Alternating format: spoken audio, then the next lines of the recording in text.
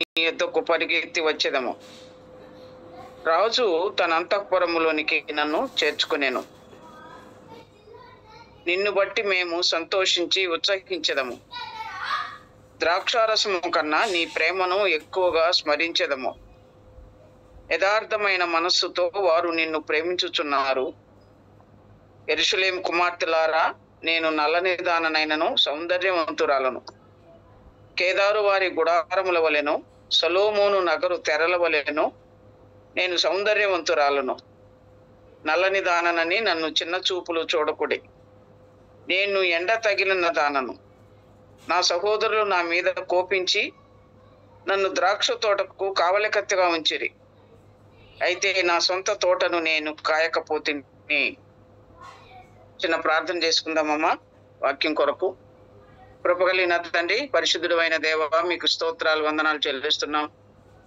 దేవా, ఈ యొక్క సాయంకాలం వేళలో ప్రభా, మీ దయగలిగిన సన్నిధిలో మేము ఈ సహవాస కూడికలో, వాక్య కూడికలో చేరి వచ్చి ఉండగా మీకు స్తోత్రాలు చెల్లిస్తున్నాం ప్రభా.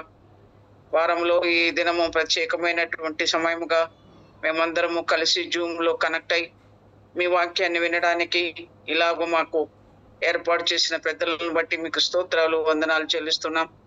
ఈ సమయం ఆశీర్వాదకరంగా చేయండి నాయన. అనేక మంది బిడ్డలు చేరి వచ్చారు, మీకు స్తోత్రాలు.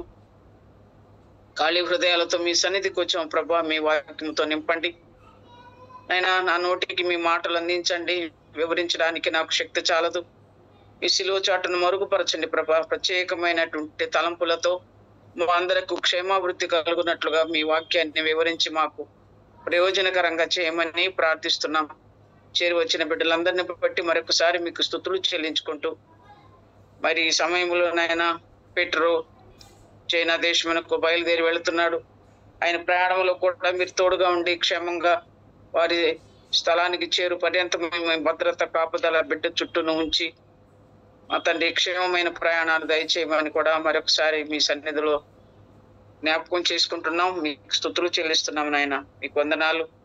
ఈ మంచి సమయాన్ని మమ్మల్ని మాకు ఆశీర్వాదకరంగా చేయమని మా ప్రభువును మా రక్షకుడును మీ ప్రియ కుమారుడైన యేసుక్రీస్తు మహిమగల నామమున ప్రార్థించి వేడుకుంటున్నాము తండ్రి, ఆమేన్. ఈ వాక్య భాగాన్ని మనము చదువుకుంటా ఉన్నామమ్మా. ఈ పోయిన వారంలో ఒక 2 వచనాలు మాత్రమే మనము చదువుకున్నాం. ఒక్కసారి ఊరికే నేను అట్లా జ్ఞాపకం చేసి, కొంతమంది వచ్చి ఉంటారు, కొంతమంది రాలేకపోయి ఉంటారు. అయినా కొంత జ్ఞాపకం చేసి మరలా ముందుకు సాగిపోదాము. నోటి ముద్దులతో సొలొమోను రచించిన పరమగీతం మొదటి వచనము. ఆ ఒక్క మాటనే మొదటి వచనంగా ఉంది అక్కడ. సొలొమోను రచించిన పరమగీతం. ఈ సొలొమోను రచించిన పరమగీతంలో ఇక్కడ ఈ పరమగీతంలో 3 ప్రాముఖ్యమైన వ్యక్తులు ఉన్నారని మనము చూసాం. ఒకరు సొలొమోను, రెండవదిగా షూలమ్మితి, మూడవది యెరూషలేము కుమార్తెలు. ఆ 3 గురించి కూడా మనం కొంత ధ్యానం చేశాం. సొలొమోనుకి 3 పేర్లుగా మనము చూసాము.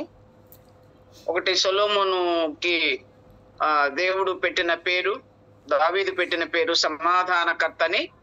సొలొమోనుకి తండ్రి అయిన దావీదు పెట్టిన పేరు. రెండవదిగా యెదిత్యా అని పేరు. అది ప్రభువు నా ప్రియుడు అని పేరు పెట్టి యెదిత్యాను ఆ పేరుతో నాతాను ప్రవక్తను పంపించి ఆ కుమారుడికి, దావీదు కుమారుడికి ఈ పేరు పెట్టమని చెప్పి పంపించాడు దేవుడు యెహోవా నాతాను ప్రవక్త ద్వారా. అది యెదిత్యా అని పేరు. మూడవ పేరు అక్కడ వ్రాయబడలేదు, కానీ సొలొమోను సమూయేలు గ్రంథంలో వ్రాయబడలేదు. కానీ ఇక్కడ బెత్షెబ తన కుమారుడైనటువంటి లెమూయేలు అంటే మ్రొక్కుకునిన వాడు అనే అర్థం వచ్చేది. పోయినసారి మనం చూసాము ఇవన్నీ కూడా. మ్రొక్కిన వాడు లేకపోతే హత్తుకునివాడు, దేవుని మీద ఆధారపడిన వాడు, దేవుని హత్తుకునివాడు అని అర్థం వస్తుంది లెమూయేలు అనే పదానికి. కాబట్టి ఆ తల్లి అతనికి పెట్టిన పేరు లెమూయేలు. సామెతల గ్రంథం 31వ అధ్యాయం మనం ధ్యానం చేశాం కదమ్మా. అక్కడ ఆ కుమారుడికి ఆమె ఎలా ఉద్బోధించింది, ఇట్లా ఉపదేశం చేసింది. గుణవతి అయిన భార్య ఉండడం, ఆ విషయాలన్నిటిని మనం తలపోసుకుంటే కొంతమంది అవునని, బెత్షెబ అవునా కాదా అని కొంతమంది పండితులు కొంత దాని విషయంలో ఉన్నాయి. కానీ మెట్టుకి ఆ భాగాన్నంతా మనం చదివితే మొదటి అధ్యాయం వచనం నుంచి 31వ వచనం వరకు కూడా ఆ మాటలన్నీ కూడా సొలొమోను గురించి వ్రాయబడినట్లుగానే ఉన్నాయని భక్తుల యొక్క అభిప్రాయం. కాబట్టి మనం కూడా అలాగనే ధ్యానం చేశాం. లెమూయేలు అనే పేరు బెత్షెబ పెట్టిన పేరు. ఆ 3 పేర్లకి వాటి అర్థాలు మనం చూసుకున్నాం. ఆ తర్వాత షూలమ్మితి అన్యురాలు, అన్ని దేశంలో ఉంది. షూనేము పట్టణము లేకుంటే షూనేము గ్రామం నుంచి వచ్చినటువంటి షూలమ్మితి. వారి తండ్రి ద్రాక్ష తోటలు ఉన్నాయి వారికి.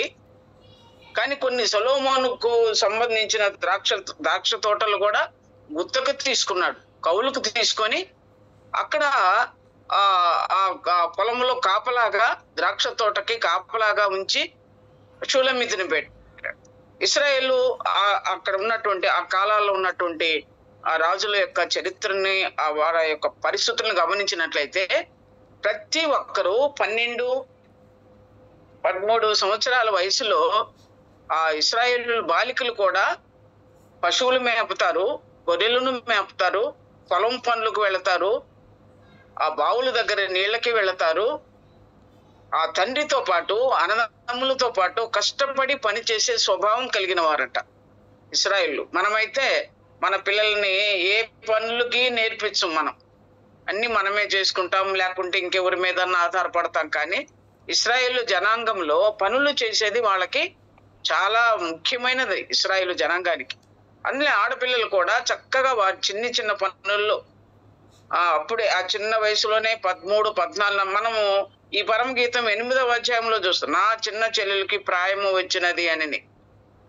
ఆ ప్రాయం వచ్చినప్పుడు వారి ఇంట్లో నుంచి బయటకు వెళ్ళరు. వివాహ కార్యక్రమాలు చాలా చిన్న వయసులోనే వారు వివాహానికి సిద్ధపరచబడతారు అక్కడ ఎవరన్నా పిల్లలు. కాబట్టి ఈ చిన్న వయసులోనే బాల్యతనముల్లో నుంచే కొంత వయసు వచ్చిన తర్వాత వారికి బయటికి వెళ్ళి వారి పశువుల మందలు, గొర్రెల మందలు, పొట్టేళ్ల మందలని వాళ్ళు మేపేవాళ్ళు. అది ఆ పనులు వారికి అలవాటు.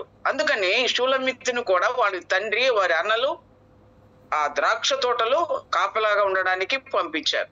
షూలమ్మితి అంటే అన్యురాలని. ఆ తర్వాత ఇశ్రాయేలు యెరూషలేము కుమార్తెలు అంటే వారు యెరూషలేము సంబంధించిన వారు, దేవుని పిల్లలు, ఇశ్రాయేలులకు సంబంధించిన వారు. వారు స్వతహాగా దేవుని ఆ వంశంలో నుంచి వచ్చిన వారే, కానీ దేవునితో సహవాసం కలిగిన వారు కాదు, దేవునితో సంబంధం కలిగిన వారు కాదు వాళ్ళు యెరూషలేము కుమార్తెలు. ఇంకా మనము ధ్యానం చేసుకుంటే ఇప్పుడు మనం చదువుకున్న ఈ భాగంలో 5వ వచనంలో యెరూషలేము కుమార్తె రాల అని ఉంది. దాన్ని ఇంకా మనము క్షుణ్ణంగా తెలుసుకుందాం. యెరూషలేము కుమార్తెలు ఎలాంటి వారు, ఏ విషయాలలో వారు ఎలాగూ షూలమ్మితి పట్ల ఉన్నారు అనేది కూడా మనం తర్వాత వచనాలలో ధ్యానం చేద్దాం. ఈ 3 మాటలు మనం ధ్యానం చేసాము.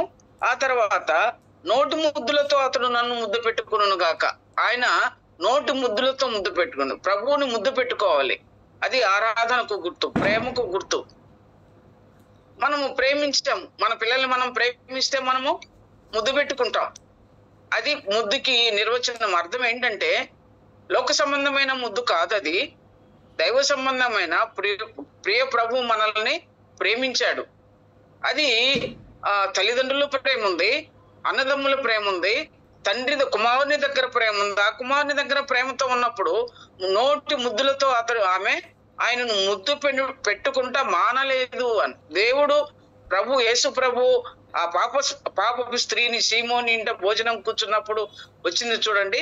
ఆ స్త్రీని అత్తరు పూసింది, ఏడ్చింది, తల వెంట్రుకలతో తుడిచింది. ఆ ముద్దు పెట్టుకుంటా, అతని పాదములు ముద్దు పెట్టుకుంటా మానలేదని వ్రాయబడి ఉంది. ఆమె ఆ పని చేస్తూనే ఉంది. ప్రభువు తిరిగి చూసి, అమ్మా నీ విస్తారమైన పాపములు క్షమించబడి ఉన్నవి అన్నాడు.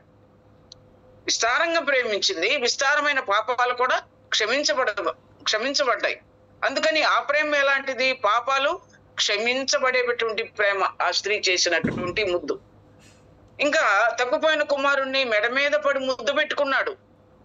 విడవబడిన కుమారుడు తండ్రికి దూరమైన కుమారుడి మీద ఆ తండ్రికి ఉండేటువంటి ప్రేమ ముద్దు పెట్టుకున్నాడు, మెడ మీద పడి ముద్దు పెట్టుకున్నాడు. ఆ ప్రేమ వేరు, అది తండ్రి ప్రేమ. దూరమైన కుమారుని మీద ప్రేమ, మన ప్రేమ కూడా, మన మీద కూడా దేవునికి, ప్రభువుకు అలాంటి ప్రేమ. మనము తప్పిపోయిన వారమే, పాపముల చేత అపరాధముల చేత తప్పిపోయినాం మనం. అందుకని మనల్ని కూడా దేవుడు ప్రేమించాడు, సొంత బిడ్డలుగా మనల్ని కూడా ప్రేమించాడు. ఇంకొక మనం రూతు గ్రంథాన్ని ధ్యానం చేసాం కదమ్మా. రూతు గ్రంథంలో అత్తని ముద్దు పెట్టుకుంది. ఎవరు? నయోమి ముద్దు పెట్టుకుంది. ఆ ముద్దు పెట్టుకుంది, కానీ ఎన్నడూ కూడా ఆమె నయోమితో చేరింది కాదు. ఎడబాటు కలిగినటువంటి ఆఖరి ముద్దు వారిద్దరికి. కొంతకాలం సహవాసం చేశారు. వాళ్ళ కుమారుని వివాహం చేసుకుంది ఓర్ప, అత్తతో సహవాసం చేసింది. వారి యొక్క పరిస్థితులన్నీ తెలుసును, కానీ అంతటితో ఆమె యొక్క ప్రయాణము ఆగిపోయింది. నయోమితో ప్రయాణం చేయలేదు ఓర్ప. అది ముద్దు పెట్టుకొని వెనుకకు మోయాబు దేశానికి వెళ్ళిపోయింది. ఇక ఎక్కడ కూడా ఆమెను గురించి వ్రాయబడలేదు. రూతు ముద్దు పెట్టుకుంది, ఆమెను హత్తుకొని జీవించింది. ఇశ్రాయేలు జనాంగంలో యేసు ప్రభు తల్లుల్లో చేర్చబడింది. ఆ ముద్దు తను సంపూర్ణంగా తీర్మానం చేసుకొని ఆ అత్తతో హత్తుకొని ఉండి ఒక నిబంధన చేసింది. దాన్ని మనం ధ్యానం చేశాం. ఆ ముద్దు వేరు, అది ఒక జీవిత కాలానికి సరిపడినటువంటి ఆ ముద్దు రూతు తన అత్తతో చేసింది, ఒక నిబంధనతో ముద్దు పెట్టుకున్నది. ఆ తర్వాత నీ ప్రేమ ద్రాక్షారసము కన్నా మధురము. ఆయన ప్రేమ ద్రాక్షారసం అంటే చాలా మధురమైంది. ద్రాక్షారసం అన్ని ఫలాలలో, న్యాయాధిపతుల్లో చూస్తాం కదమ్మా. ముళ్ళ చెట్టు, అంజూరపు చెట్టు, దేవదారు చెట్టు, ఒలివ చెట్టు, ఇవన్నీ చెట్లన్నీ దగ్గరకు పోతే, ద్రాక్ష చెట్టు దగ్గరకు పోయినప్పుడు మా మీద రాజుగా ఉండమని చెట్టు దగ్గరకు పోయినారంట అప్పుడున్నటువంటి వారు. రాజు చెట్లన్నీ కూడుకొని ఆ చెట్టు దగ్గర పోయి, నువ్వు మా మీద రాజుగా ఉండు. ఈ భాగాలన్నీ మనం చదవడానికి, జ్ఞాపకం చేయడానికి కూడా సమయం చాలదు కాబట్టి ఉన్నాయి, మీకు మనకి తెలుసు కాబట్టి జ్ఞాపకం చేస్తున్నా. ఆఖరిగా ద్రాక్ష చెట్టు దగ్గరకు పోతే, నేను దేవుణ్ణి, మనుషులని, మానవుల్ని సంతోష పెట్టే నా ద్రాక్షారసాన్ని మాని మీ మీద రాజుగా ఉండడానికి నేను వస్తానా? అది ఎంత మాత్రమో తగదు. అంటే మనుషులని, దేవునిని కూడా సంతోష పెట్టేది ద్రాక్షారసం, అది మధురమైనదంట.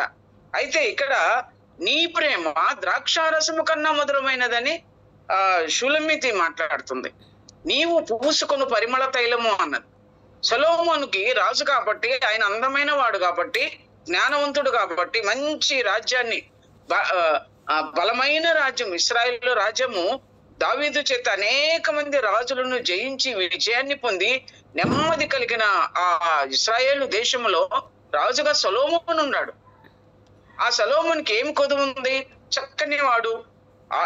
అంటే ఒక అడవి పుష్పాలు ఎలాగూ వాటిని అలంకరించాడో దేవుడు చూశాడు కదా అని యేసుప్రభు జ్ఞాపకం చేస్తున్నాడు. వాటికంటే సొలొమోను కంటే అడవి పుష్పాలనే ఎక్కువగా చూశాడు. అంటే ఆయన అందము బాహ్య సౌందర్యమైనది, సొలొమోను అందము బాహ్య సౌందర్యమైన.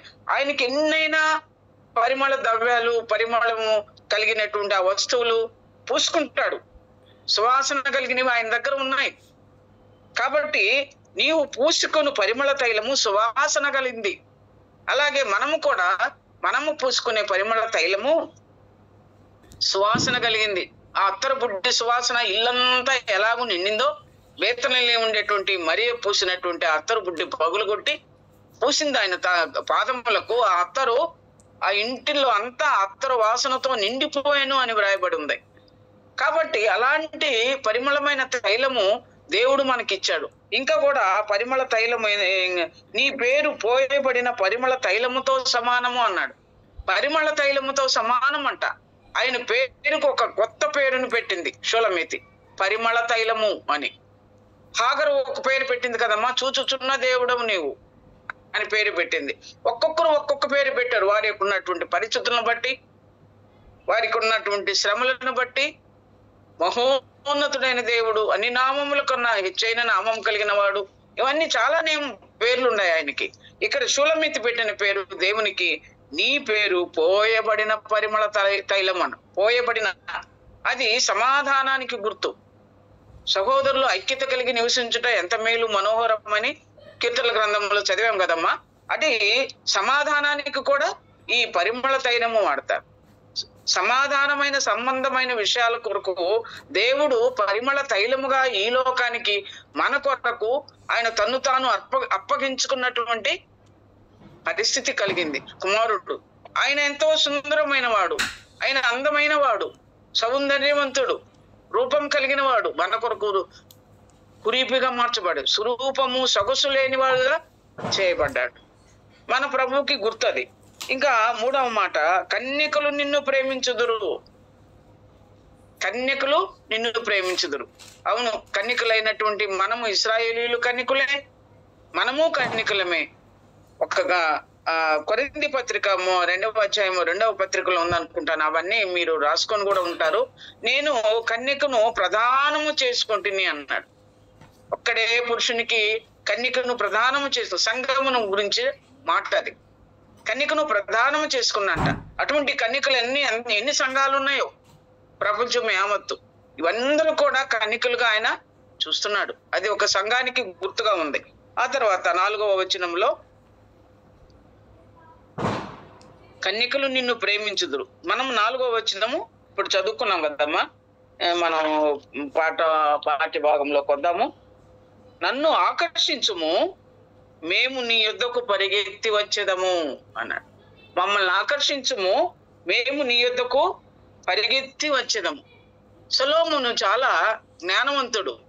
ఆయన జ్ఞానాన్ని వినడానికి మనము దినవృత్తాంతాల గ్రంథంలో 9వ అధ్యాయము 2, 3, 23, 24 వచనాలలో ఒక మాట ఉంది.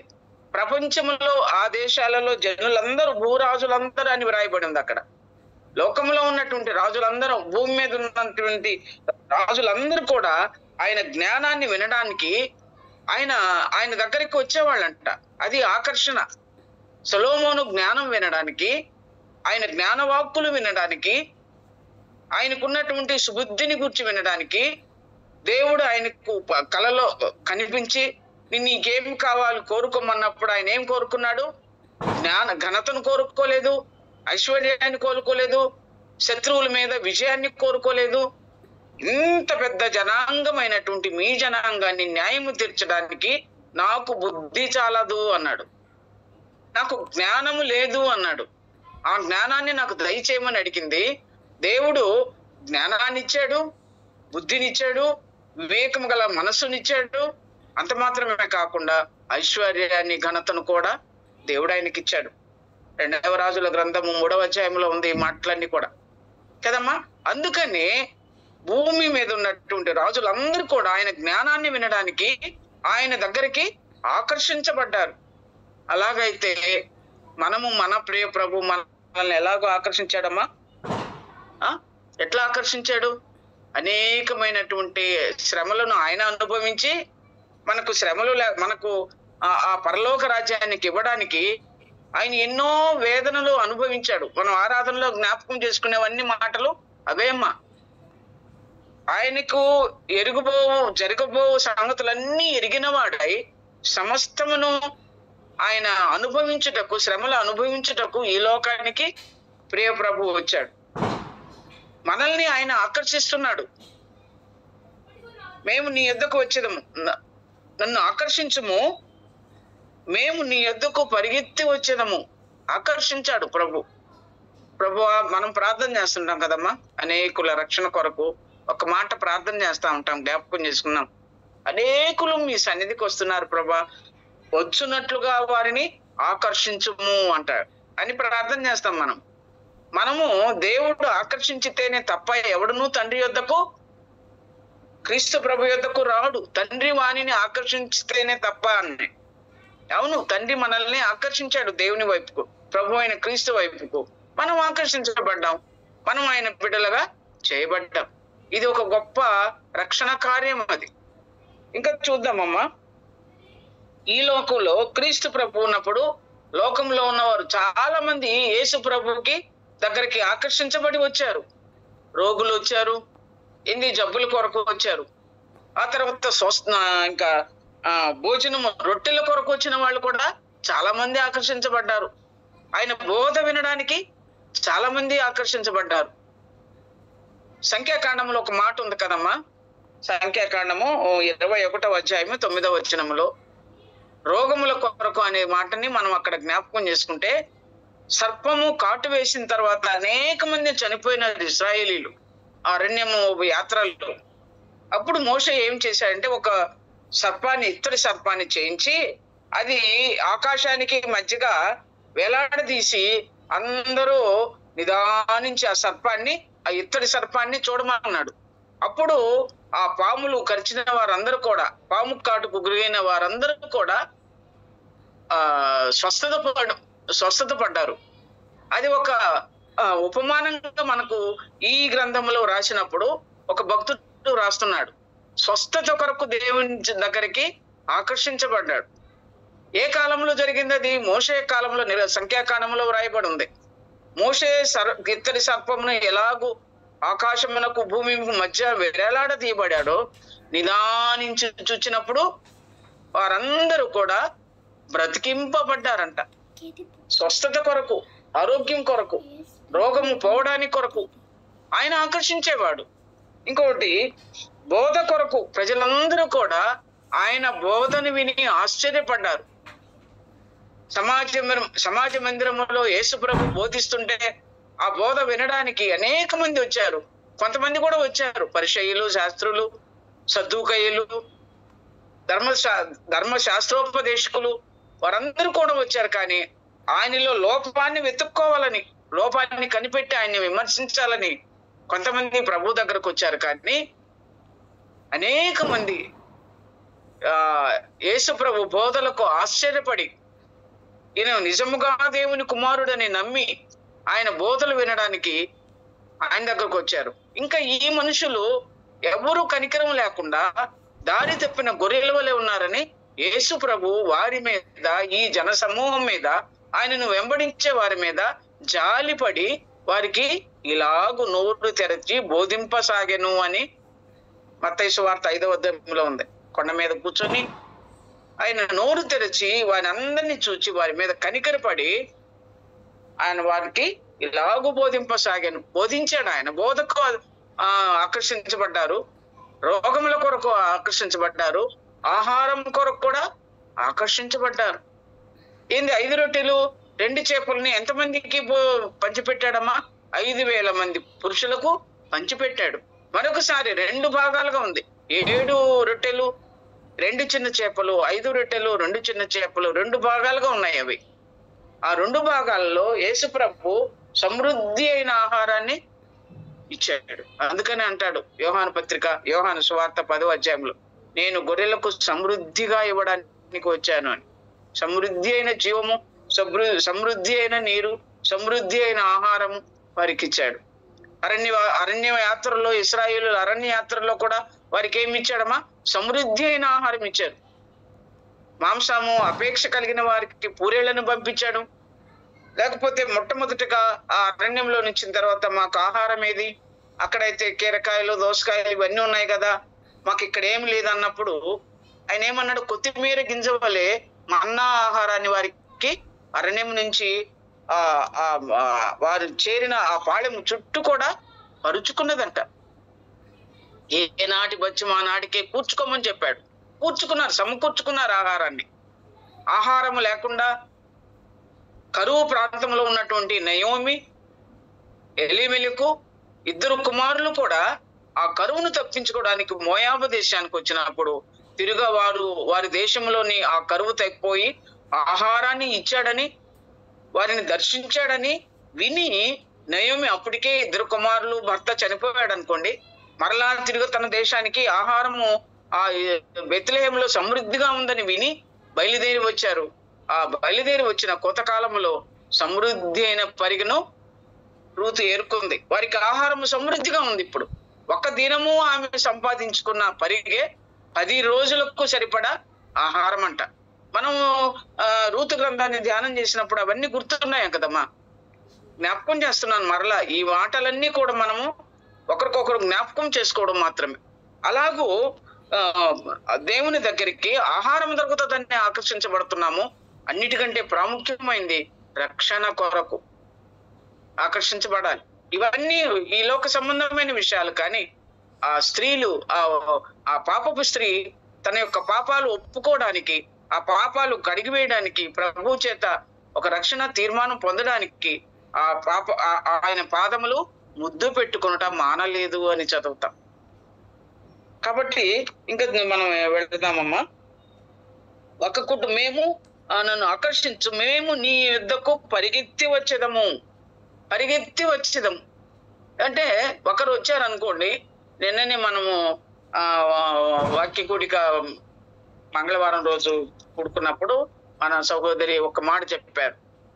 నేను విశ్వాసము గలదానని ఎంచితే మీరు వచ్చి నా ఇంట ఉండుడి అని లుదియా అడుగుతుంది. ఆమె రక్షించబడింది. ఆమె హృదయాన్ని దేవుడు తెరిచాడు. దేవుని వాక్యం మీద లక్ష్యం ఉంచింది. నేను దేవుని విశ్వాసము గలదానని ఎంచితే అంటే నా ఇంటికి వచ్చి ఉండండి. వారి ఇంటి వారందరూ కూడా రక్షించబడిన వారు ఉన్నారు. ఒక్కరూ రక్షించబడితే ఆ ఇంటి వారందరూ కూడా రక్షణలోకి వస్తారు. ఇప్పుడు మన కుటుంబాల్లోని మనం జ్ఞాపకం చేసుకున్నాం. 4వ తరం వారు కూడా మన కుటుంబాలలో రక్షించబడిన వారు ఉన్నారు. మా తల్లిదండ్రులు రక్షించబడ్డారు. అందుకని మనం అనుకుంటాం, ఒక్కోసారి మన ప్రార్థనలో కూడా ఒకసారి వాక్యము శ్యాంబాబు అన్న కూడా చెప్పేటప్పుడు నేను కూడా చాలా సార్లు నా తల్లిదండ్రులకి ఇచ్చిన రక్షణ బట్టి మీకు స్తోత్రాలు ప్రభు అని చాలా ఎక్కువగా నేను ఆ మాటను ప్రార్థన చేస్తా. ఎందుకంటే ఆత్మీయులైన తల్లిదండ్రులు దేవుడు మనకి ఇచ్చడం. మనము రక్షించబడ్డాము, మన పిల్లలకు ఆ రక్షణ వచ్చింది, వారి పిల్లలకు కూడా రక్షణ వచ్చింది. ఇలాగో తరము వెంబడి తరము ఆయన సన్నిధికి పరుగెత్తి వచ్చేదము, నీ యొద్దకు పరుగెత్తి వచ్చేదం. తరము వెంబడి తరం. అబ్రహాము నమ్మాడు, అబ్రహాము దేవా. ఇస్సాకు నమ్మాడు, ఇస్సాకు దేవా అన్నాడు. యాకోబు నమ్మాడు, యాకోబు దేవా అన్నాడు. ఇంకా ఏమని ప్రార్థన చేస్తారమ్మా ఇశ్రాయేలీయులు? మా పితరుల దేవా అన్నారు. అబ్రహాము దేవుడు, ఇస్సాకు దేవుడు, యాకోబు దేవుడు, మా పితరుల దేవుడు. మరి మనకు కూడా మన తండ్రి దేవుడు, మన పిల్లలకు దేవుడు, వారి పిల్లలకు కూడా దేవుడే. మనం ఒక తరం వెంబడి ఇంకొక తరము దేవుని సన్నిధికి ఆకర్షించబడి పరిగెత్తుకుని రావాలి. ఆలస్యం చేస్తున్నారా మన పిల్లలు? దేవుని వాక్యాన్ని వినకుండా ఆగిపోతున్నారా యవన కాలంలో? అందుకనే మొన్న ఆదివారం నాకు చాలా సంతోషమైంది. జోబాబు వాక్యం చెప్పేటప్పుడు 9th క్లాస్ వరకే సండే స్కూల్ అన్నారు. 10వ క్లాస్కి వచ్చిన తర్వాత ఇంటర్మీడియట్కి వస్తే వాళ్ళు మన సంఘంలో కనిపించడం లేదు. చాలా మంది పిల్లలు మంచి ఉన్నతమైన చదువులకి హాస్టల్కి వెళ్ళిపోతున్నారు. కానీ సంఘంలో నేర్చుకోవలసినవి బాల్య దినాలలో నేర్చుకోవాలి పిల్లలు. చదువులు కూడా ముఖ్యమైనవే. అదే సమయంలో చదువుల కన్నా కూడా ప్రాముఖ్యమైనది మన ప్రభువుని ఎరగడం చాలా ప్రాముఖ్యమైనది. ఇది ఉండాలి, అది ఉండాలి మన పిల్లలకు. కాబట్టి మన దగ్గర ఉండి మన మందిరంలో దేవుని వాక్యాన్ని ధ్యానం చేయడం చాలా మంచిది. 9th క్లాస్ వరకు సండే స్కూల్ కూడా చాలా మంచిది. ఆ తర్వాత 10th క్లాస్కి వచ్చేటప్పటికి పెద్దల వాక్య కూడికలో ఆదివారమున ఈ ఆరాధన క్రమం ఎలా జరుగుతుందో, వాక్య కూడిక ఎలా జరుగుతుందో, ఏమేం పాఠాలు నేర్చుకోవాలో అవన్నీ కూడా పిల్లలు నేర్చుకుంటారు. కాబట్టి యవన కాలంలో వారు ఉన్నారు, టీనేజ్ లో ఉన్నారు. ఆ బిడ్డలకు అది నేర్పించాలి. అందుకని మనము తరము వెంబడి తరము మన పిల్లలకి మనము నేర్చుకున్నది మన పిల్లలకి మనము నేర్పవలసిన వారంగా ఉన్నాం. ఇంకా చూద్దామమ్మా. ఇది ఈ మాట మరి ముఖ్యంగా మేము నన్ను ఆకర్షించుము, మేము నీ యొద్దకు పరిగెత్తి వచ్చేదము. నన్ను ఆకర్షించుమనే మాట షులమ్మీతి మాట్లాడితే మేము నీ యొద్దకు పరిగెత్తి వచ్చేదమని యెరూషలేము కుమార్తెలు అంటున్నారు. ఇశ్రాయేలుకు సంబంధించింది. ఆయన యొద్దకు పరిగెత్తి రావాలి. ఆయనని విమర్శిస్తారు. ఆయన నిజమైన దేవుడా, రక్షకుడేనా, మెస్సియానా అని వారికి అనేక సార్లు అనుమానం వచ్చింది. వారు యెహోవా దేవుణ్ణి ఆరాధించి ఆయన మీద భయభక్తులు కలిగి ఉన్నారు. కానీ ఆ దినాలలో అప్పుడు ఆయన యందు భయభక్తులు కలిగి ఉండిన వారు భక్తులు శ్రేష్ఠులు అన్నాడు కీర్తన 16వ కీర్తనలో. ఆ భక్తిగా ఉండటం కూడా తప్పిపోయారు వాళ్ళు. దేవుని కుమారులే, దేవుని కుమార్తెలు, ఇశ్రాయేలు జనాంగమే, కానీ వారు దేవుని కుమారులుగా పిలువబడలేదు. ఇష్టానుసారమైన ప్రవర్తన కలిగి ఉన్నారు. కాబట్టి ఆకర్షించుము, మేము నీ యొద్దకు పరుగెత్తి వచ్చేదము అని. ఇంకా చూద్దామమ్మా. ఇంకా 3వ మాట, రాజు తన అంతఃపురములోనికి నన్ను చేర్చుకొనెను. పరిగెత్తి వచ్చేదము. రాజు తన అంతఃపురములోనికి నన్ను చేర్చుకొనెను. ఇది షులమ్మితి మాట. షులమ్మితి మాట్లాడుతుంది, యెరూషలేము కుమార్తెలు మాట్లాడుతున్నారు, మధ్యలో సొలొమోను కూడా మాట్లాడుతున్నారు. వీరి ముగ్గురే ఈ యొక్క పరమగీత గ్రంథములో ఉన్నటువంటి ప్రాముఖ్యమైన వారు. ఈ ముగ్గురు వ్యక్తులు యెరూషలేము కుమార్తెలు అంటే వారు ఇశ్రాయేలులందరికీ కూడా సంబంధించిన వారు. వ్యక్తిగతంగా సొలొమోను క్రీస్తు ప్రభువు గుర్తుకున్నాడు, షూలమ్మితి అన్యురాలుగా మనకు గుర్తుంది. అవి మాత్రం బాగా గుర్తుపెట్టుకోనమ్మా. మూడవ మాటగా రాజు తన అంతఃపురములోనికి నన్ను చేర్చుకొనెను. అంతఃపురం అంటే ఏంటమ్మా? రాజు తన అంతఃపురంలోనికి నన్ను చేర్చుకొనెను. ఎస్తేరు గ్రంథాన్ని చూసాం కదమ్మా మనమా. ప్రశస్తమైన స్థలములు రాజాంతఃపురంలో చేర్చబడిన ఎస్తేరును మనం జ్ఞాపకం చేసుకున్నాం. ఆ స్థితి, ఆమె స్థితి ఎలాగుంది? మొదట తల్లి లేనిది, తల్లిదండ్రులు లేనిది, ఇద్దరూ లేరు. అన్నదమ్ముడు పెంచుకుంటున్నాడు. ఆయన అన్న కూడా సొంత అన్న కూడా కాదు, పినతండ్రి కుమార్తె హదస్స. ఆ మొర్దెకాయికి పినతండ్రి కుమార్తె. ఆ బిడ్డ తల్లిదండ్రులు లేనిది. అక్కడ యుద్ధంలో చనిపోయారో, ఆ దేశంలో చనిపోయారో తెలియదు, కానీ తల్లిదండ్రులు లేని పిల్లగా ఉన్నటువంటి ఎస్తేరుని ఆయన దత్తత తీసుకొని ఎట్టా కుమార్తెగా చేసుకున్నాడు. ఆయనకున్న ఎన్ని కూడా ఆమెకి అధికారం దత్తత చేసి, మనం కూడా దత్తపుత్రము కావాలనని క్రీస్తు యొక్క అభిలాష అంట గలతీ పత్రికలో ఉంది. మనము ఆయనకు పుత్రికలము కావాలని ఆయన ఆశపడ్డాడు. అలాగూ మనల్ని ఆయన ప్రేమతో పిలుచుకొని ఆయన బిడ్డలుగా చేసుకున్నాడు. సంఘములో చేర్చబడనమును. వారు అంతఃపురంలోనికి షూలమ్మితి చేర్చుకొనబడింది. మనమైతే మన అంతఃపురం ఏంటమ్మా? దేవుని సన్నిధి, దేవుని మందిరం. అక్కడ చేర్చబడ్డాం. మొదట ఆ షూలమ్మితి ఏ స్థితిలో ఉంది? ద్రాక్ష తోటకు కావలికత్తిగా ఉంది. ద్రాక్ష తోటకు కావలికత్తిగా ఉన్నటువంటి ఆమెను సొలొమోను ప్రేమించాడు. అలాగైతే అన్ని జనులమైన మనల్ని కూడా దేవుడు యేసు ప్రభు ప్రేమించాడు. దేవుడు లోకమును ఎంతో ప్రేమించాను. ఎంత అంటే ఎంతైనా చెప్పుకోవచ్చు.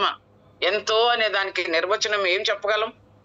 ఎంతో ప్రేమించాడు లోకములో. నువ్వు నేను అందరం ఆ లోకంలో ఉన్నాం. అన్ని జనులమైన మనకు ఆయన ఇచ్చినటువంటి ఆ గొప్ప రక్షణ, ఆ ప్రేమించి తన కుమారుని ఈ లోకానికి పంపి, ఆ ప్రియ ప్రభు మన కొరకై సిలువలో కార్చిన పవిత్రమైన రక్తం ద్వారా మనల్ని కడిగి పవిత్రపరిచి శుద్ధీకరించి ఆయన బిడ్డలుగా చేర్చుకున్నాడు. ఆయన సంఘములో, ఆయన కుటుంబములో మనల్ని చేర్చుకున్నాడు. ఆయన బిడ్డలమయ్యాం. ఒక పరిశుద్ధ జనాంగంగా మనల్ని చేశాడు. రాజులైన యాజక సమూహంగా అనేకమైన శ్రేష్టమైన పేర్లు మనకు పెట్టాడు. పేతురు పత్రికలో ఉంది కదమ్మా. అనేకమైన పేర్లు మనకు ఇవ్వబడినాయి. వాటికి అది ఆ జీవితం ధన్యకరమైన జీవితం మనకు. ఇంకా మనం చూడండి అమ్మా. ఇలాగూ రాజు తన అంతఃపురములోనికి నన్ను చేర్చుకొనెను. నిన్ను బట్టి మేము సంతోషించి ఉత్సహించెదము. ఇప్పుడు మనము దేవుని సంఘములోను, దేవుని మందిరములోను, రాజ అంతఃపురములో చేర్చబడినటువంటి షూలమ్మితి 3 విషయాలలో ఆమె లక్షణాలు కలిగి ఉంది. మనము కూడా దేవుని సన్నిధిలో, దేవుని మందిరములో చేర్చబడిన మనము 3 లక్షణాలు, ఒక విశ్వాసి 3 లక్షణాలు కలిగి ఉండాలంట. ఆ 3 కూడా మనం జ్ఞాపకం చేసుకుందామా, వివరించుకుందాము. ఆయనను బట్టి సంతోషించి ఉత్సహించెదము. నిన్ను బట్టి మేము ఉత్సహించి సంతోషించెదము. ఎవరిని బట్టి? మనల్ని అంతఃపురంలోనికి, షూలమ్మితిని అంతఃపురంలోనికి చేర్చుకునబడినటువంటి ఆ పరిస్థితిని బట్టి షూలమ్మితి నిన్ను బట్టి మేము సంతోషించేదమంటే, ఇక్కడ యెరూషలేము కుమార్తెలను కూడా బహువచనము రాయబడింది. నిన్ను బట్టి నేను అనకుండా మేము అని అక్కడ రాశారు. కాబట్టి అందరూ కూడా సంతోషపడుతున్నారు. ఆమె రాజాంతఃపురంలో చేర్చబడిన తర్వాత ఆమె యొక్క స్థితిని బట్టి, పూర్వపు స్థితి ఏంటి, ఇప్పుడు స్థితి ఏంటి, దీన్ని బట్టి సంతోషించి మనము కూడా మనకిచ్చిన రక్షణను బట్టి, మనకిచ్చినటువంటి ఈ గొప్ప కృపను బట్టి, ఆయన బిడ్డలంగా చేయబడి ఒక గొప్ప నిరీక్షణ లేకపోతే ఆ పరలోక రాజ్యంలో మనం ఉండేటువంటి ఆ గొప్ప భాగ్యాన్ని బట్టి మనం ఎలా ఉండాలంట? సంతోషించి ఉత్సహించాలంట. కీర్తన గ్రంథంలో ఒక మాట ఉంది చూడండమ్మా. కీర్తన గ్రంథము 45వ కీర్తన తీసిన వాళ్ళు ఉంటే నాకు కూడా కొంత సహాయకరంగా ఉండండి. కీర్తనల గ్రంథము, కీర్తనలు 45వ కీర్తన 15వ వచనంలో,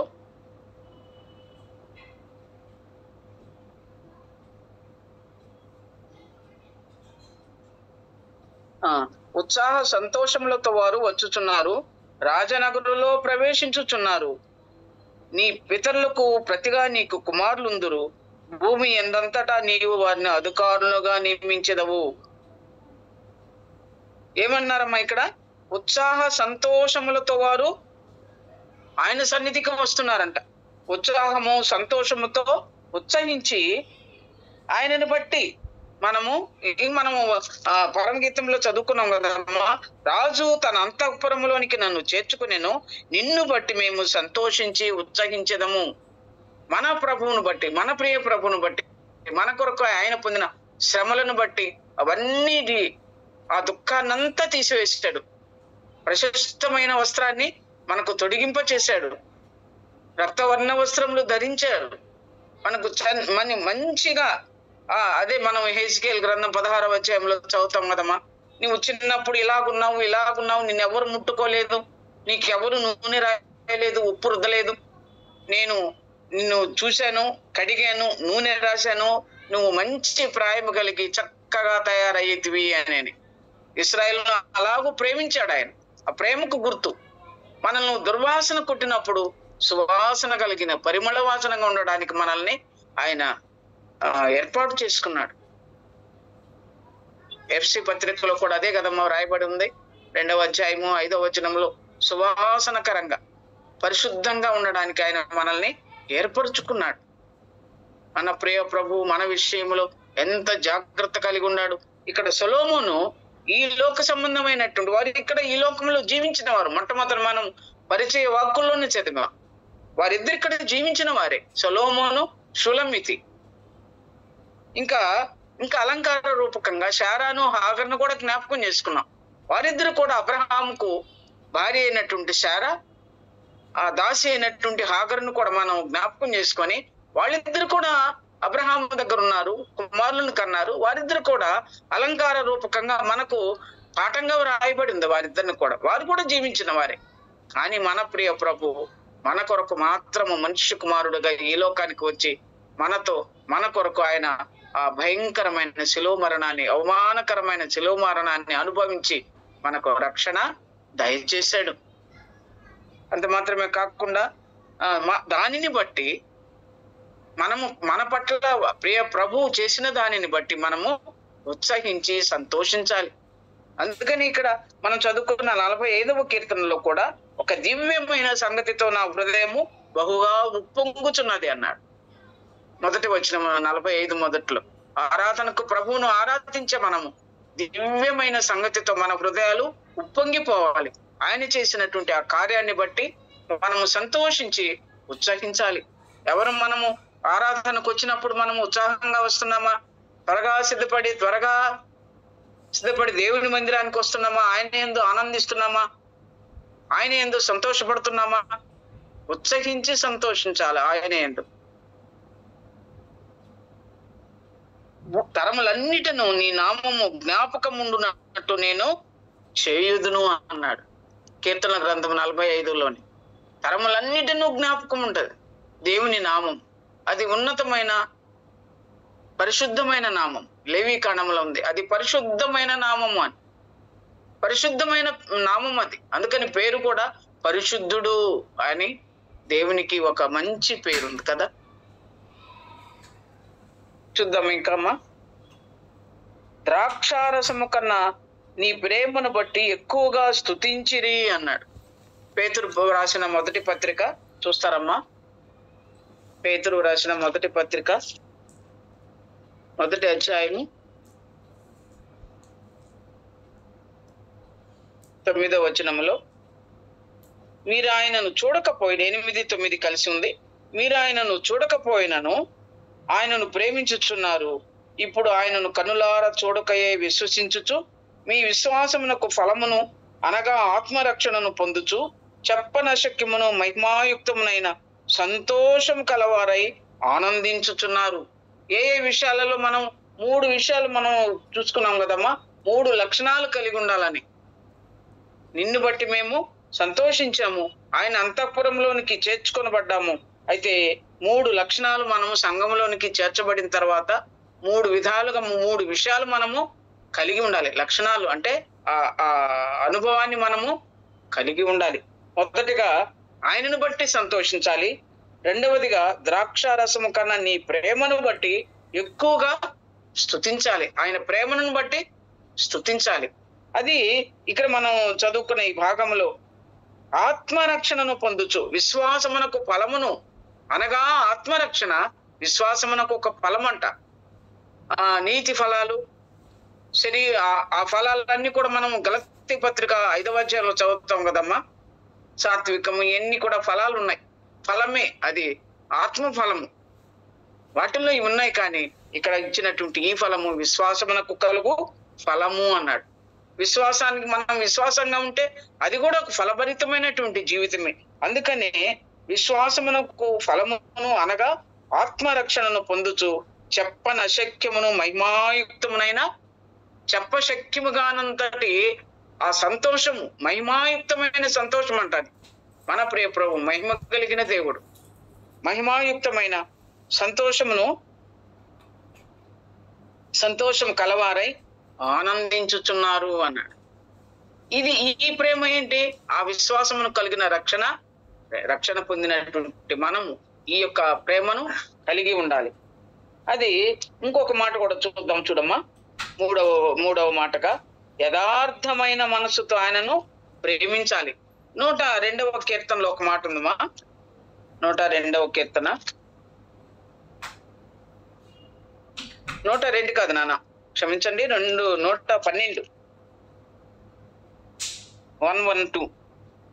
12 2-4 వచనాలలో వాని సంతతి వారు భూమి మీద బలవంతులగుదురు, యథార్థవంతుల వంశపు వారు దీవించబడుదురు. కలిమియు సంపదయు వాని ఇంట ఉండును, వాని నీతి నిత్యము నిలుచును. యథార్థవంతులకు చీకటిలో వెలుగు పుట్టును, వారు కటాక్షమును వాత్సల్యమును నీతియు కలవారు అన్నాడు. యథార్థవంతులు దయాళురై అప్పిచ్చువారు అని కూడా కింద వచనంలో ఉంది. కాబట్టి యథార్థమైన మనస్సుతో ఆయనను ప్రేమించాలి. మన ప్రేమ ఎలాగుండాలి? ఆదివారం మనం ప్రేమించే ప్రేమ ఆయన ఉన్నతమైన స్థితికి లేకుంటే మహోన్నతమైన ఆ గొప్ప కార్యానికి మనల్ని రక్షించిన ఆ ప్రియ ప్రభువుకు మనం అర్పించే జిహ్వాఫలాలు అమూల్యమైనవి. అవి ఎంతో సంతోషభరితమైనవి. ఆ జిహ్వాఫలాలు మనం సమర్పించేటప్పుడు ప్రభు ఎంతో మనం స్తుతులు చెల్లించేటప్పుడు ఆయన ఎంతో ఆనందించేవాడంట మన స్తుతుల మీద. అందుకనే యథార్థమైన ఆత్మత్వం మీరందరూ మా దేవుని మేము ఆరాధించే వాళ్ళమని సమరయ స్త్రీ చెప్తుంది యేసు ప్రభుతో యోహాను సువార్త 4వ అధ్యాయంలో. కానీ ఒక కాలం వస్తుంది, ఆ కాలంలో ఆత్మతోనూ సత్యంతోనూ ఆరాధించేవారు అని వ్రాయబడి ఉంది. మనం ఇప్పుడు ఎలాగున్నాము? ఈ కాలంలో ఉన్నాం. ప్రభు అయిన క్రీస్తు మన కొరకు ఈ లోకానికి వచ్చి మన పాపం నిమిత్తమై ఆయన మరణము పొంది పునరుద్ధానుడై మరణాన్ని జయించి మనకు రక్షణ ప్రసాదించి ఆయన పరలోకానికి వెళ్ళాడు. పరిశుద్ధుడుగా తండ్రి కుడిపార్శ్వమున కూర్చొని ఉన్నాడు. ఆ ప్రియ ప్రభువుని మనం నమ్మినాం కనుక ఆ గొప్ప యథార్థమైన ఆరాధన మన నోటి ద్వారా ఆయనకు స్తుతులు చెల్లిస్తున్నాం. ఆత్మతోనూ సత్యంతోనూ ఆయనని ఆరాధిస్తున్నాం. అందుకనే ఇక్కడ ఈ కీర్తనలో ఏమంటాడమ్మా, మనం ఒకసారి చదువుతూ, వారి సంతతి వారు భూమి మీద బలవంతురవుదురు. యథార్థమైనటువంటి మనసుతో ఆయనను ఆరాధించినప్పుడు, ఆయనను స్తుతించినప్పుడు, ఆయనను ఘనపరిచినప్పుడు మన పిల్లలు, మన తరం వారు, మన సంతతి వారు భూమి మీద బలవంతులుగా ఉన్నారు. విశ్వాసంలో బలవంతులు. ఈ లోకంలో బలం కాదమ్మా, శరీర బలం కాదు, ఈ లోక బలం కాదు. అంటే కలిమి కొలది బలం ఉంటది, కలిమి ఉన్నప్పుడు బలం ఉంటది. కానీ మనకు కలిమి కూడా లేదు. మన ప్రియ ప్రభు కలిమి మనకు. ఈ లోకంలో ఉన్నటువంటి ప్రతి విషయంలో అందరికన్నా కూడా దేవుని ఆశ్రయించిన మనము బలవంతుని చేతిలోని బాణముల వంటి వారమంట కదా. 127వ కీర్తనలో ఉంది, బలవంతుని చేతిలోని మనము బాణముల వంటి వారం, వారు సంతతి వారు భూమి మీద బలవంతులగుదురు అన్నాడు. రెండవ మాటగా యథార్థవంతుల వంశపు వారు దీవించబడుదురు. మన తల్లిదండ్రులంగా మనము యథార్థమైనటువంటి మనసుతో దేవుని ఆరాధించే వారంగా యథార్థమైన మనసు కలిగి మనం ఉన్నప్పుడు మన వంశపు వారు ఎట్లా ఉంటారంట, వారి మొదట ఆ సంతతి వారు బలవంతులుగా ఉంటారు భూమి మీద. ఇప్పుడు యథార్థవంతుల వంశపు వారు దీవించబడతారు. ఎంత ఆశీర్వాదకరమమ్మా. మనం యథార్థమైన మనసుతో దేవుని ఆరాధించినప్పుడు మన బిడ్డలు మన సంతతి వారు మన వంశపు వారు దీవించబడతారు. కొన్ని సంఘాలలో కొన్ని కుటుంబాలలో అవి మనం ప్రత్యక్షంగా చూస్తున్నాం. కొంతమంది ప్రియ పిల్లలు నాతో సంభాషించేటప్పుడు కూడా మన తల్లిదండ్రుల యొక్క ప్రార్థన మన బిడ్డల మీద ఎంత ఆశీర్వాదం ఉంది అంటున్నారు. అవును, అది అనుభవిస్తున్నాం మనం. కొన్నిసార్లు కొన్ని విషయాల్లో తప్పిపోతున్నారు మన పిల్లలు. కానీ కొన్నిసార్లు మనం ఒక ఉన్నతమైన స్థితిలో దేవుడు మనల్ని ఒక మంచి స్థితిలోని దేవుడు ఉంచడానికి ఇష్టపడుతున్నాడు ఆయన. ఇంకా చూడండి, కలిమియు సంపదయు వారి ఇంట ఉండును, వారి నీతి నిత్యము నిల్చును, యథార్థవంతులకు చీకటిలో వెలుగు పుట్టును. మనము వెలుగు సంబంధులం. ఈ లోకంలో చీకటి వారము కాము, మనము వెలుగు సంబంధులం. మత్తయి సువార్త 5వ అధ్యాయము 14-15 వచనాల్లో ఉంది కదమ్మది. మనము వెలుగు సంబంధులం. మనలో చీకటి ఎంత మాత్రము లేదు.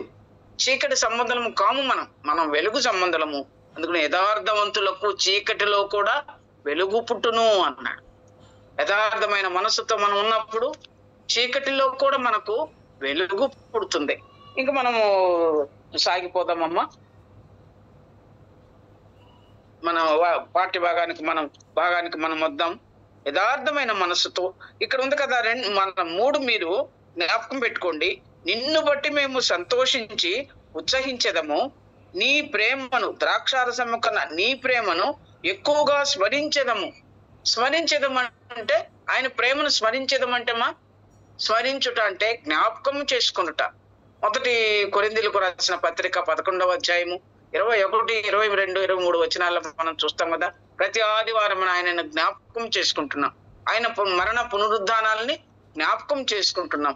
నన్ను జ్ఞాపకం చేసుకున్నట్టుకై దీనిని చేయుడి అన్నాడు. మేము నేను చిన్ననాటి దినాల్లో రక్షించబడలేదనుకోండి, చాలా చిన్నదాన్ని. అప్పుడు మా గ్రామంలో మా ఇంట్లోనే ఆరాధన జరిగేది. కూడిక ఇంట్లోనే కుటుంబ ఆదివారం ఆరాధన జరిగేది. అప్పుడు మా పెద్దక్క ఆమె చక్కగా ఎంబ్రాయిడింగ్ చేసేది.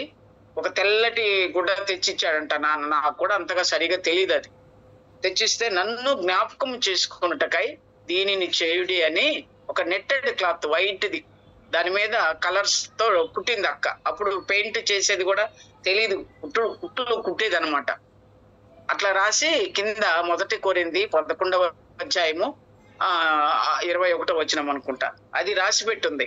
ఇప్పుడు బల్ల ఆరాధన దగ్గరకు వచ్చిన అదే క్లాత్ ని పైన కప్పేవాళ్ళు. ఆ మాట మనకు ఎదురుగా ఆ బల్ల గుడ్డకి నన్ను జ్ఞాపకం చేసుకున్నట్టుకై దీనిని చేయుడి అని ఆ వచనాన్ని బైబిల్లో నుంచి ఎత్తి చూపెట్టి, అక్కడ అక్క అప్పుడు ఏ క్లాస్ చదువుతుందో నాకు కూడా సరిగ్గా తెలియదు. నాకు అసలు తెలియదు కూడా ఆ విషయం.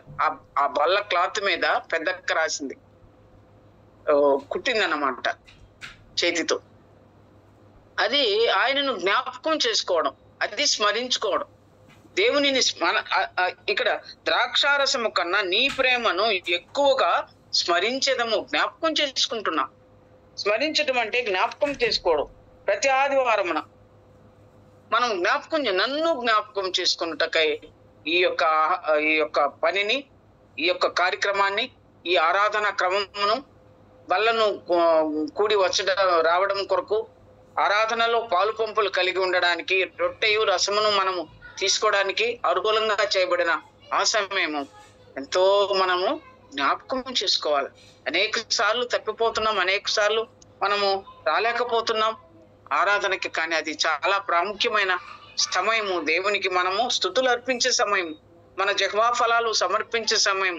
ఆరాధన అది పవిత్రంగా ఉంటది. మీరు ఆరాధనకు వచ్చేవాళ్ళు ఉదయకాలమున అది ప్రత్యేకమైన సమయంగా మన హృదయం అంతా కూడా దేవుని వైపుకు ఆకర్షించబడినట్లుగా ఉంటుంది. ఆయన హృదయము, మన హృదయం అంతా ఆయన మీద కేంద్రీకృతమైనట్టుగా ఆయన వైపు చూస్తూ ఆ రక్షణ కార్యాన్ని తలపోసుకొని స్తుతులు చెల్లిస్తూ ఉంటాం. మనం మా గ్రామంలో ఒక వృద్ధురాలు ఉండేదన్నమాట. ఆమె ఆరాధన సమయంలో కన్నీటితో ఏడ్చి ఏడ్చి ప్రార్థన చేస్తా ఉంది. అప్పుడు కొంతమందికి మన ఒంగోలు ప్రాంతం వాళ్ళకి తెలుసు, ఉప్పుగుండూరు అని. ఆ ప్రాంతంలో ఆదాము గారు ఉన్నారు. ఆయన చాలా పెద్దవారు, ఇప్పుడు ప్రభు సన్నిధికి వెళ్ళిపోయినారు వాళ్ళంతా. ఆయన మా గ్రామానికి వచ్చి కొన్ని నెలల పాటు ఇంట్లో ఉండేవాళ్ళు. ఆయన ఆ చుట్టుప్రక్కల గ్రామాల్లో స్వార్థ సేవ చేసుకుంటూ రాత్రిపూట మన ఇంటికి వచ్చి మన ఇంట్లోనే ఉండాడు. పొలాల్లో వరి కోసేటప్పుడు ఆయన కూడా వచ్చేవాడు. ఇలాగూ మాకు మంచి చాలా సన్నిహితంగా ఉండేవారు గుండూరు ఆదాం గారంటే. ఆయన ఈ ఆరాధన క్రమంలో ఆమె ఎక్కుళ్ళు పెట్టి ఏడుస్తా ఉందన్నమాట. స్తుతులు చెల్లించే సమయంలో, ఉత్సహించి సంతోషించే సమయంలో దుఃఖం వస్తుంది. మీటింగ్ అయిన తర్వాత ఆఖరి వాక్యం చెప్పిన తర్వాత ఆ స్త్రీని లేపాడు. ఆ స్త్రీని లేపి, అయ్యా ఆ స్త్రీ ఎవరు అని అడిగాడు ఆయన, మా నాన్నని. అది ఈ ప్రక్కనే ఉంటది అయ్యా, ప్రభు నమ్ముకుంది, చాలా భక్తి కలిగిన స్త్రీ, అన్య కుటుంబంలో నుంచి లేకపోతే విగ్రహారాధనలో నుంచి భయంకరమైన విగ్రహారాధికురాలు. ఆమె ప్రభు నమ్ముకుంది, తన పాపాలు దేవుడు క్షమించాడని సంతోషంతో కూడిన దుఃఖం అన్నాడు నాన్న. మీరు మాటలు బాగా చెప్తారండి. సంతోషంతో కూడిన దుఃఖం ఉంటుందా? ఆమె ఏడుస్తుంది అన్నాడు. ఆమె దుఃఖపడి కన్నీళ్లు కార్చి దుఃఖంతో ఏడుస్తుంది. ఆ కన్నీళ్లు రాకూడదు ప్రభు సన్నిధిలో. ఆరాధన సమయంలో సంతోషించి ఉత్సహించాలి అని ఆమెకు విడమర్చి మరలా వాక్యాన్ని చెప్పాడు. అయ్యా నేను ఎందుకు ఏడుస్తున్నానంటే, నాకు అయ్యే చెప్పినట్టు, పెద్దయ్య చెప్పినట్టుగా ఏడుపు వస్తుందయ్యా, ఆ ఆనందంలో ఏడుపు వస్తుంది అని అన్నది ఆమె. కాబట్టి దేవుని సన్నిధిలో వచ్చినప్పుడు మన సంతోషము, దేవుని సన్నిధిలో మనము అలాగూ ఆయన్ని స్తుతించి ఆయన ఆరాధించినప్పుడు దేవుని దూతలు కూడా ఎంతో ఆనందపడతారు. అది స్మరించటము అంటే, ద్రాక్షారసము కన్నా నీ ప్రేమను ఎక్కువగా స్మరించెదము. ఆ తర్వాత వచనం మనం చూసుకుందామమ్మా, 5వ వచనము.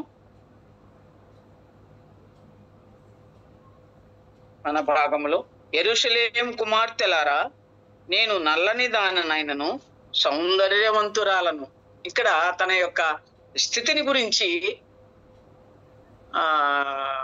ఈ షూలమ్మితి చెప్తుంది.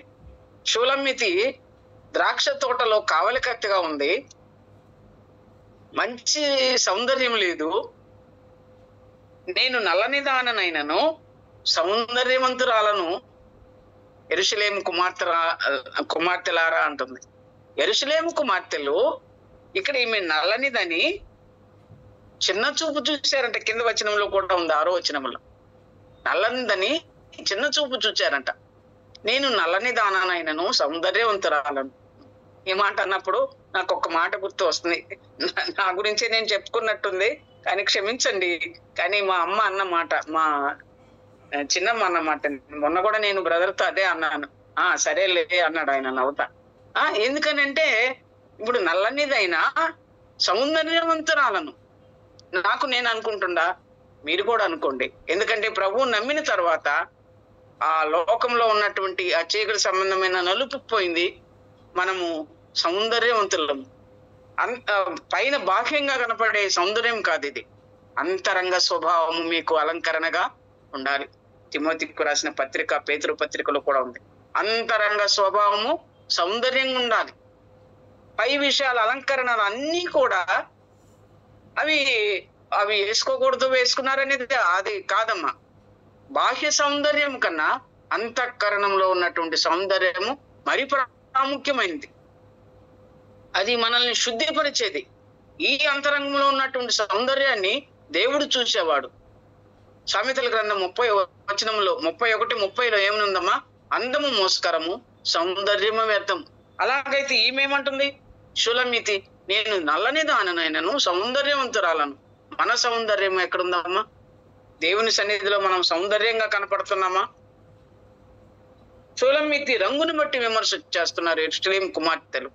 యెరూషలేము కుమార్తెల గురించి ధ్యానం చేసుకోవాలంటే వారు చాలా యెరూషలేము కుమార్తెలు యెరూషలేములో ఉన్నారు, కానీ యేసు ప్రభువుని ఎరగని వారు, లేకపోతే దేవుని యందు భక్తి లేని వారు సొలొమోను దగ్గర ఉంటున్నారు. సొలొమోని రాజ్యంలో ఉన్నారు యెరూషలేము కుమార్తెలు.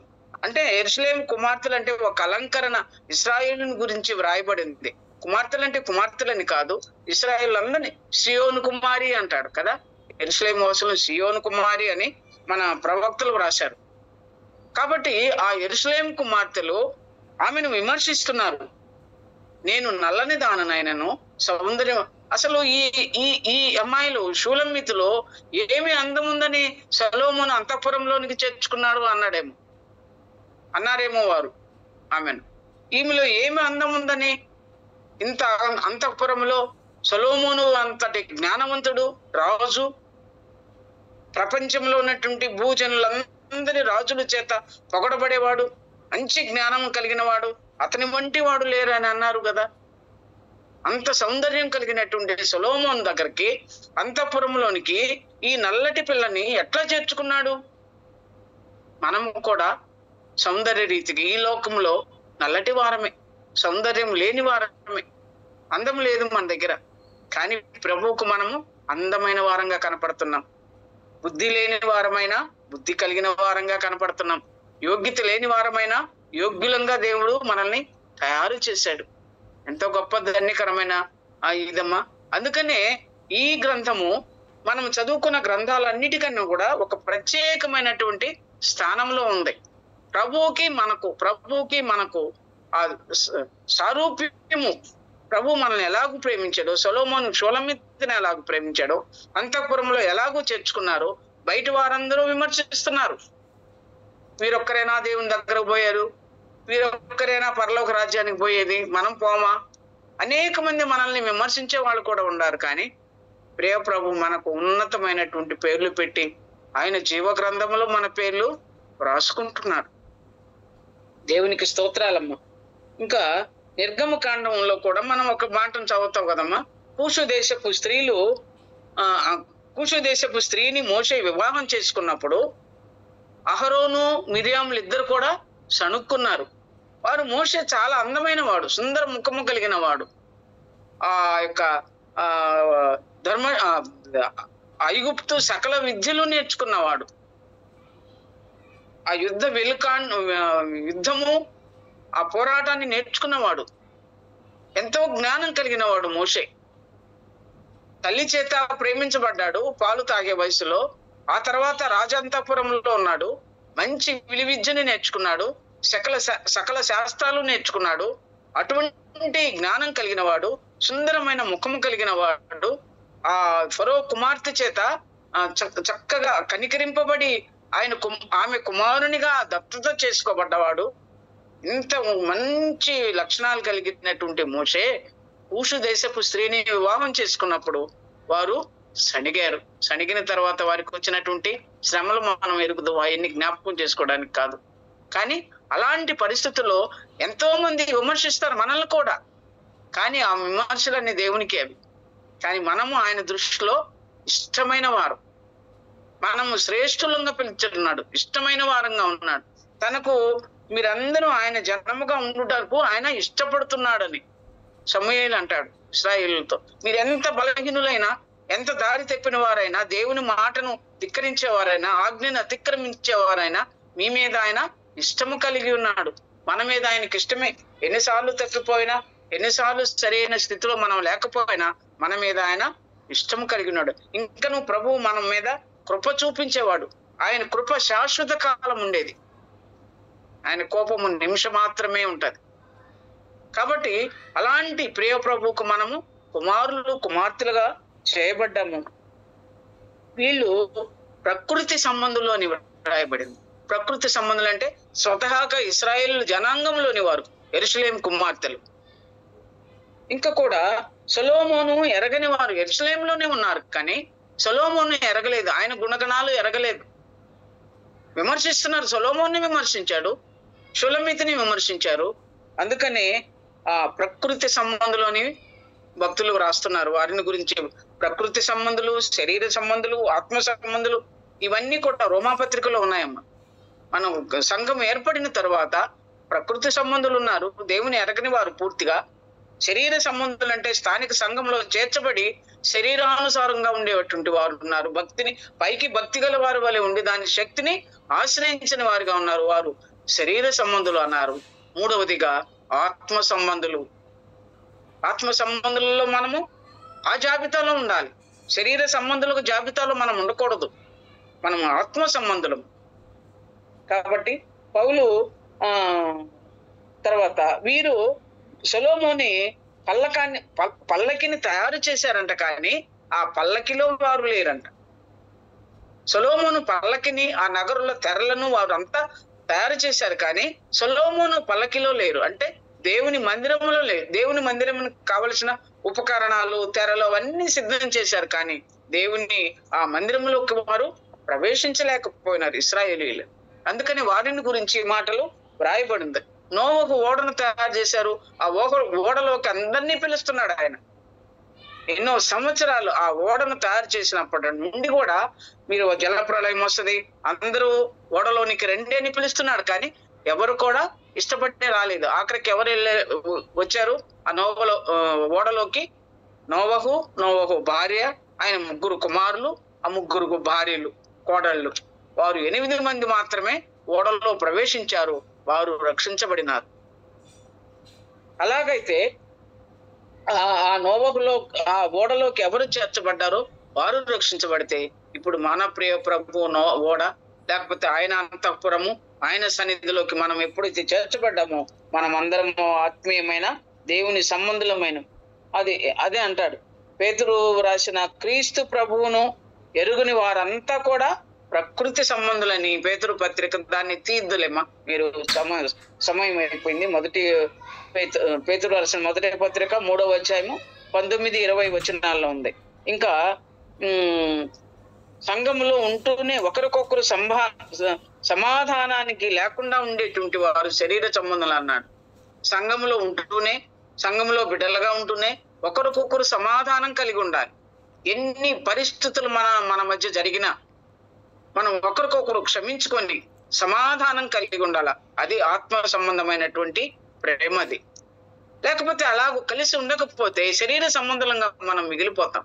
అలాగ ఉండకూడదు, దేవునికి ఇష్టం లేదు అది. 3 లక్షణాలు మనం కలిగి ఉండాలి.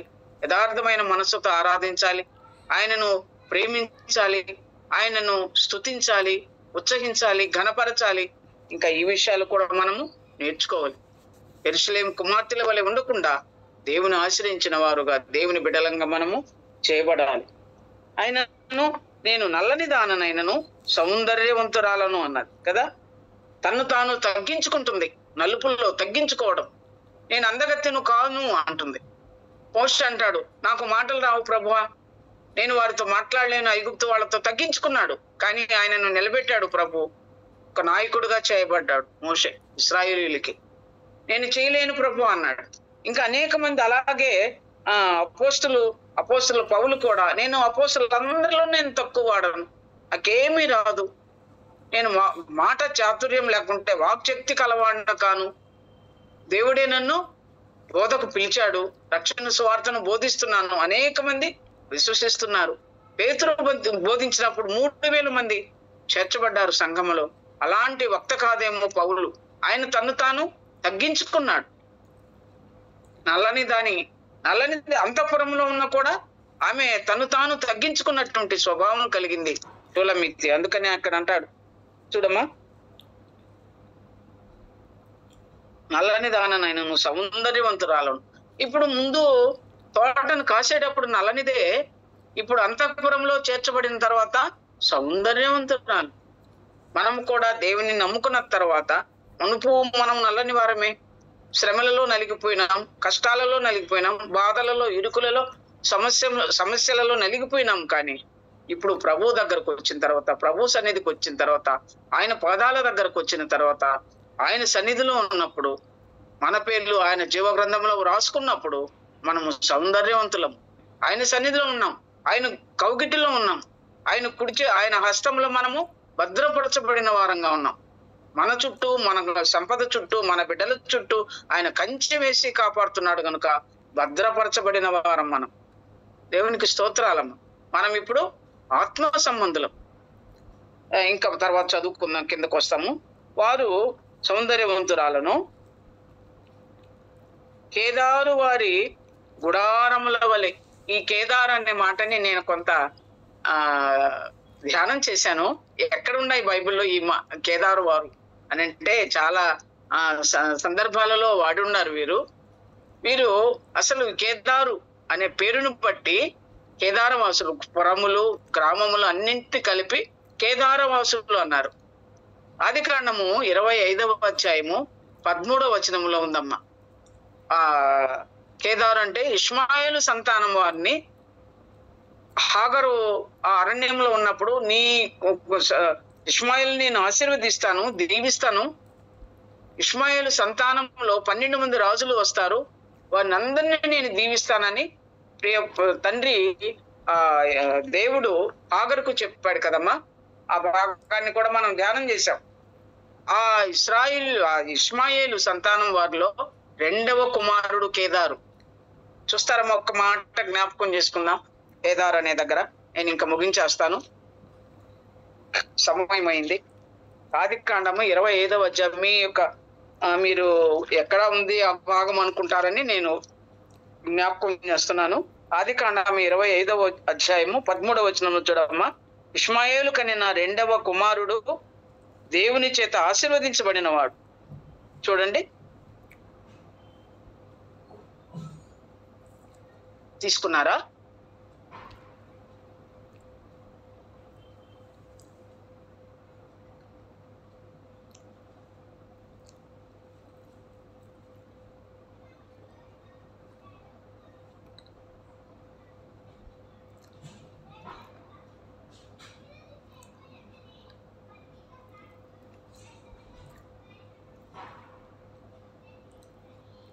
ఇరవై 25లో ఉందండి.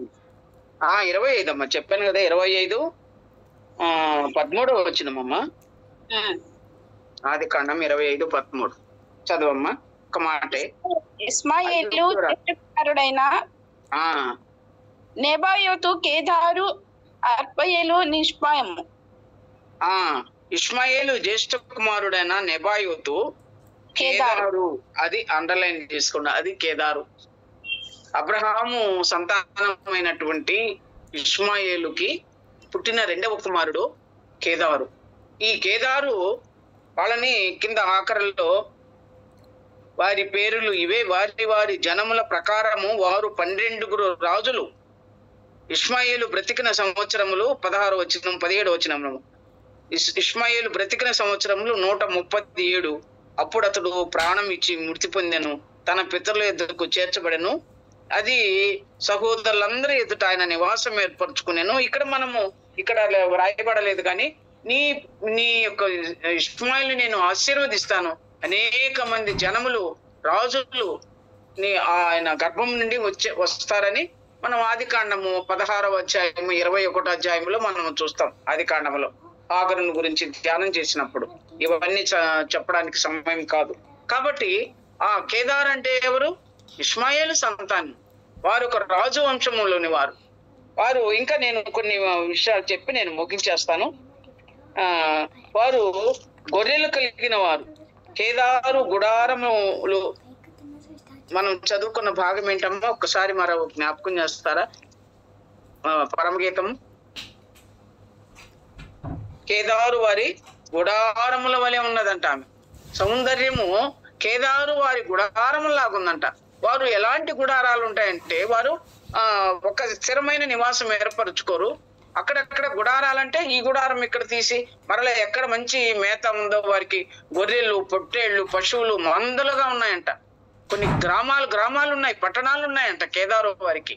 వారందరూ కూడా గుడారాలు వేసుకునేవారు. ఆ గుడారాలతో నల్లని మేకల చర్మంతో నేసినటువంటి వారంట. ఇవి చాలా భాగం ఉందమ్మా. ఇప్పుడు ఈరోజు మనకు చెప్పుకోవడానికి సమయం కాదు. అలాంటి గుడారం కలిగిన దాన్ని బలాఢ్యులని, వారు వ్యాపారం చేసేవారని, విజయాన్ని పొందేవారని, చాలా జ్ఞానవంతులని వారు వ్రాయబడి ఉంది. కానీ ఆఖరిక వారి జ్ఞానం ఈ లోక సంబంధమని తీర్పు చేశాడు ఇర్మియా గ్రంథంలో. కాబట్టి కేదారు వారి గుడారం లాగా, ఆ బలిష్టమైన వారిలాగా, సౌందర్యవంతమైన దానిలాగా ఆ గుడారాల అలంకరణ గురించి అక్కడ వ్రాయబడింది. సొలొమోను తెరల గురించి కూడా ఆమె అంటుంది. కేదారు గుడారములు సొలొమోను తెరల వలె నేను సౌందర్యవంతురాలను. కేదారు వారి గుడారాలను గురించి, సొలొమోను నగరు తెరలను గురించి మనము వచ్చే వారము పాఠంలో మనము ధ్యానం చేసుకుందాం. దేవుడి మాటలు ఇంతవరకు మన వినికిడిలో దీవించును గాక.